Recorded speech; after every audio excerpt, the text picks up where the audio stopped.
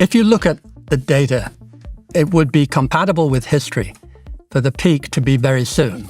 Everything is in line. This is, I think, the biggest investment bubble in American history. So that's not Ray Dalio. That's another investor that told him. And Ray Dalio, the man who called the 2008 crash, you know what he said? That he agreed. He didn't argue. Normally, this is where a video like this ends by you panicking. But by the end of his conversation, he's explained exactly how to prepare for this crash. And he explained what most people are missing. One founder already knows what's coming and is quietly using it to get ahead of everyone else right now. So if you run a business, stay with me.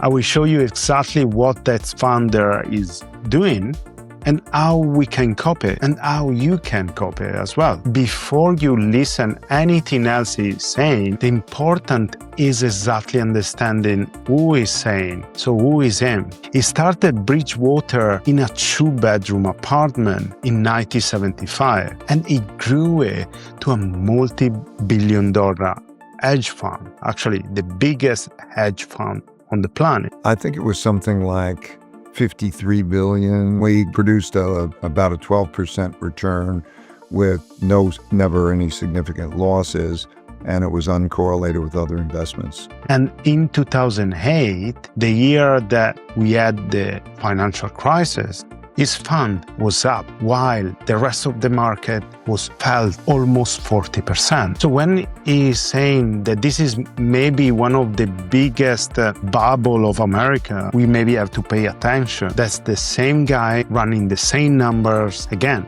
So here how a bubble actually works. In plain English, you say you own something worth $100, say AI stock. You borrow 50 against it because on paper you are rich. So let's say that I buy this, and this is a unit of artificial intelligence. So let's say I buy one share in one of the big AI companies right now. Because investors are so excited about AI, they value this at $100. This unit that I have here. They say it's worth $100. So my net worth is now $100. I go to the bank because I have this net worth, this paper worth for $100. And I ask the bank for a 50% loan on this thing that I own. They give me $50. Now I have $50. And then something happens in the economy, which means that the investors who have invested in this, and investors generally, now need money to pay off their other debts that they have. So this could be a war, it could be some kind of event that takes place. And suddenly everybody rushes to sell their assets like this one. And so when I go to sell this, the price of it has now plummeted to say maybe $25, but I took a loan at the bank for $50. So I owe the bank $50, but now this thing that I have that was worth $100 a couple of months ago is now worth $25, and I'm $25 in the hole. So I have to quickly sell. And then with everybody selling, all the price of assets drops, people stop spending money at the restaurants, like you say, there's less money around, and then the bubble has burst and we're in this sort of declining. You got it. Okay, good. All right, fine. But now think if that stock start to goes down and is getting closer to half of the price that you bought it before. You have to pay the loan back, and that asset doesn't value anymore that much. Now you are stuck and you are in a hole. Now do that across millions of people all at once, where everyone is forced to sell their assets to repay the debt, and you get a crash. Prices fall, people stop spending, business fell it next. It's not a conspiracy, that's just arithmetic. And that's why when another investor told him this is the biggest bubble Americans has ever built, he didn't argue. And that's the line you have heard at the beginning of the video. Yeah. The classic signs that we're in. And the bubble, I should emphasize, it's not a you're in a bubble or you're not in a bubble. It's a degree thing, okay? There is also that it's in weak hands. I can look at now who is in these companies, right? And is it in strong hands or weak hands? Classic strong hands is that when weak investors, not knowledgeable investors, then put a lot of money into it, particularly if that's in a leveraged way. In a way with debt. With debt, or they can buy a leveraged version of that. Like there are ETFs now that are leveraged versions of the stock market and so on. And so they get into that. It's more like they're crap shooting. Okay. Money pouring in from people who doesn't fully understand what they are buying. Borrowed money on top of borrowed money. That's the textbook version of a top. So, and now here's the part that actually matter if you run a business. You know, I had a friend of mine contact me and he said, Stephen, I think we're in an AI bubble, and he's running an AI company. So he said to me, I'm going to raise lots of money now, so that when the markets come down and investors are fearful, they don't want to invest in companies, people stop spending as much, they start thinking about their subscriptions, they start canceling subscriptions, we're going to be good and we're going to be able to buy up some of our competitors who are going to be struggling.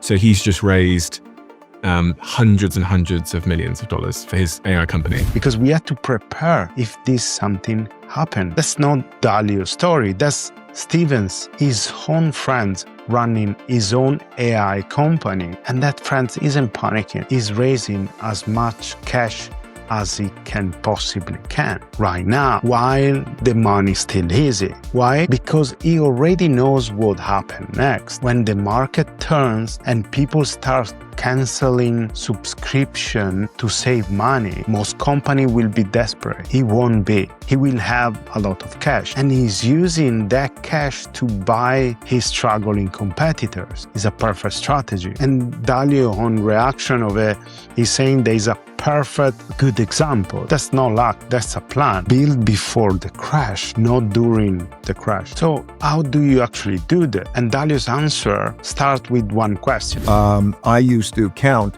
how many months I would be okay, a certain amount of money, how much I would be okay if no more money came in. How many months could you survive if the money stopped tomorrow? He asked that since he started to himself as well. So he's practicing the same strategy with his own company and himself. That's no fear, and that's preparation. Then diversify. Don't put everything in the same basket. Don't put everything into things that's exciting right now. It's the worst investment over a long period of time because inflation will eat it away. You mean putting it in a bank, just leaving it in a bank? In whatever form, a money market fund, whatever it is that short term, I've deposited and it'll give me an interest rate.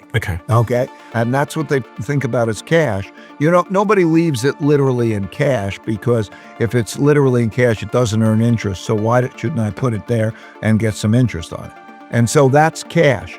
And people think that that's the safest and has the lowest return, guaranteed almost to have the worst return over the longer period of time. Cash on its own loses to inflation every single year, guaranteed. So that is guaranteed. And that lies in gold, somewhere between 5 and 15%. Why gold? Because it tends to hold up exactly when everything else is falling apart. None of this is complicated. It's just discipline. The kind of discipline that most people are skipping when things are going really well. So if things are going well for you, prepare yourself for maybe something like that could happen in the near future. Quick one before the last part. Everything Dalio just said, bubble sign, runway, diversifying, takes actual time to stay on top. And most founders don't have it because they are burning hours every week just pulling together what's worth reading. Newsletterly fix that.